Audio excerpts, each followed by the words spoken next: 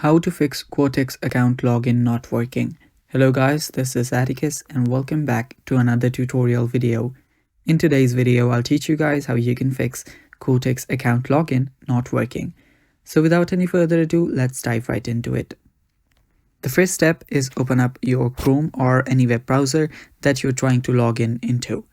So there, head over to your Quotex website, and there you should find the login button on the top. Now, if this button is not working, or even if you're trying to log in, it's not working, what you'll then need to do is you will first need to check for your internet connection. So if you do not have a stable internet connection, the login might not be working. So try to disconnect and connect back into your network. You can even turn on and turn off your airplane mode. So check if you have a good internet connection. If you do have a good internet connection, and if it's still not working, what you'll need to do is you'll need to clear the browser's cache. To do that, tap on the three dots on the bottom right. There you'll find history.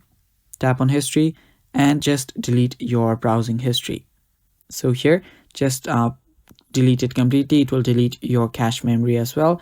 Choose your time range and choose all time. I'll just choose last hour because I'm not facing the issue. So delete the data.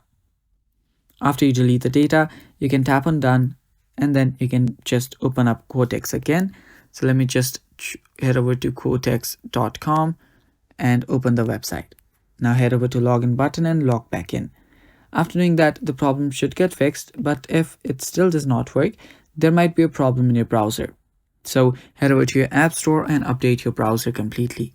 So I'll just search for Google Chrome and update Chrome itself. So update Google Chrome, and after doing that, log back in. It's basically that simple and it should work. Thanks for watching guys. That is all for today's video. Stay tuned for more.